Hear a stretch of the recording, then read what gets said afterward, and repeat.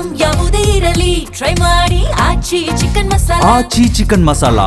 ಇದು ದಾವಣಗೆರೆ ಜನ ನೋಡ್ಲೇಬೇಕಾದಂತ ಸುದ್ದಿ. ಹಣ ಡಬಲ್ ಆಗುತ್ತೆ ಅಂತ ಹೇಳಿದ್ರೆ ನಂಬೋದಕ್ಕೆ ಹೋಗ್ಬೇಡಿ. ಕಾರಣ ಯಾರು ಕೂಡ ತಮಗ್ ಲಾಭ ಇಲ್ಲದೆ ಏನು ಮಾಡೋದಿಲ್ಲ.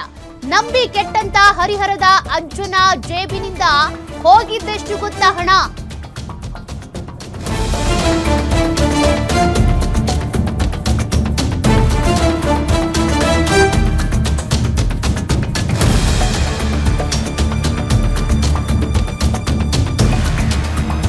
ನೋಡಿ, ನೀವು ಕೊಡುವಂತ ಹಣ ದುಪ್ಪಟ್ಟಾಗುತ್ತೆ, ಡಬಲ್ ಮಾಡ್ಕೊಡ್ತೀವಿ ಅಂತ ಯಾರಾದ್ರೂ ಬಂದ್ರೆ ಅದು ಪಕ್ಕಾ ವಂಚನೆ ಕೇಸ್ ಆಗಿರುತ್ತೆ. ಹಾಗಾಗಿ ಎಚ್ಚರ ವಹಿಸಲೇಬೇಕು. ಸದ್ಯ ಇಂಥದ್ದೇ ಒಂದು ಪ್ರಕರಣ ದಾವಣಗೆರೆಯಲ್ಲಿ ನಡೆದಿದೆ. ವೃದ್ಧನಿಗೆ ವಾಟ್ಸ್ಆಪ್ ಮೂಲಕ ಪರಿಚಯವಾಗಿದ್ದಂತ ಖದೀಮರು ಮಾಲಾ ತೊದರ್ವಾಲಾ ಮತ್ತು ಸುರೇಶ್ ಶುಕ್ಲಾ ಎಂಬುವರಿಂದ ವಂಚನೆ ಎಸಗಲಾಗಿದೆ. ಹೂಡಿಕೆ ಸಲಹೆಗಾರರು ಅಂತ ಪರಿಚಯ ಮಾಡಿಕೊಂಡು ಮಕ್ಮಲ್ ಟೋಪಿ ಹಾಕಿದ್ದಾರೆ. ಎಸ್ಬಿಐ ಸೆಕ್ಯೂರಿಟೀಸ್ ಕಂಪನಿಯಲ್ಲಿ ಹೂಡುವಂತೆ ಹೇಳಿ ವಂಚನೆ ಮಾಡಲಾಗಿದೆ. ವಂಚಕರ ಮಾತನ್ನ ನಂಬಿ ಹಂತ ಹಂತವಾಗಿ 75.42 ಲಕ್ಷ ಈ ವೃದ್ಧ ಹೂಡಿಕೆ ಮಾಡಿದ್ರು. ನಂತರ ಹಣ ವಾಪಸ್ ಬಾರದೇ ಇದ್ದಾಗ ಮೋಸ ಹೋಗಿರೋದು ಗೊತ್ತಾಗಿದೆ. ಕೂಡಲೇ ಸೈಬರ್ ಅಪರಾಧ ಠಾಣೆಗೆ ದೂರನ್ನ ಕೊಟ್ಟಿರುವಂತ ವೃದ್ಧ. ಈ ರೀತಿ ಅನೇಕ ಕೇಸಸ್ಗಳು ಪ್ರತಿನಿತ್ಯವೂ ಕೂಡ ಬರುತ್ತೆ. ಯಾರಾದ್ರೂ ನಿಮ್ಮ ಹಣ ಡಬಲ್ ಮಾಡ್ಕೊಡ್ತೀವಿ ಅಂತಾನೋ, ಅಷ್ಟು ಬಡ್ಡಿ ಸಿಗುತ್ತೆ, ಇಷ್ಟು ಬಡ್ಡಿ ಸಿಗುತ್ತೆ, ಹೂಡಿಕೆ ಮಾಡಿ ಅಂದ್ರೆ ದಯವಿಟ್ಟು ಹೂಡಿಕೆ ಮಾಡೋಕ್ ಹೋಗಬೇಡಿ. ಡೀಟೇಲ್ಸ್ ಕೊಡ್ತಾರೆ ಪ್ರತಿನಿಧಿ ಮಲ್ಲಿಕಾರ್ಜುನ್. ಈಗ ಈ ಕೇಸ್ ಬೆಳಕಿಗೆ ಬಂದಿದ್ ಹೇಗೆ, ನಡೆದಿದ್ ಯಾವಾಗ, ಸದ್ಯ ಹಣ ವಾಪಸ್ ಬರುತ್ತಾ, ರಿಕವರಿ ಆಗುತ್ತಾ, ಏನ್ ಕತೆ ಅಂತ?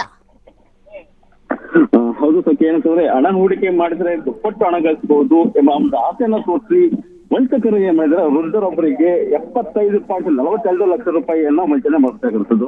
ಏನಂದ್ರೆ ಮೋಸ ಹೋಗೋರು ಎಲ್ಲಿ ತನಕ ಇರ್ತಾರೋ ಅಲ್ಲಿ ತನಕ ಕೂಡ ಮೋಸ ಮಾಡಿ ಇರ್ತಾರೆ ಅನ್ನೋಂಥ ಒಂದು ಬೆಸ್ಟ್ ಎಕ್ಸಾಂಪಲ್. ಯಾಕಂದ್ರೆ ಇಲ್ಲಿಯೂ ಕೂಡ 100 ಕೋಟಿ ಹಣ ಹೂಡಿಕೆ ಮಾಡಿದಂತಹ ಹಲವು ವಿಚಾರ ಸಂಬಂಧಪಟ್ಟಂತೆ ದಾವಣಗೆರೆ ಒಂದು ದೊಡ್ಡ ಸುದ್ದಿ ಆಗಿತ್ತು. ಅದು ಕೂಡ ವಂಚಕರು ಕೂಡ ಬೇರೆ ರಾಜ್ಯಗಳಲ್ಲಿ ಕೂಡ ಸಿಕ್ತಿದ್ರು.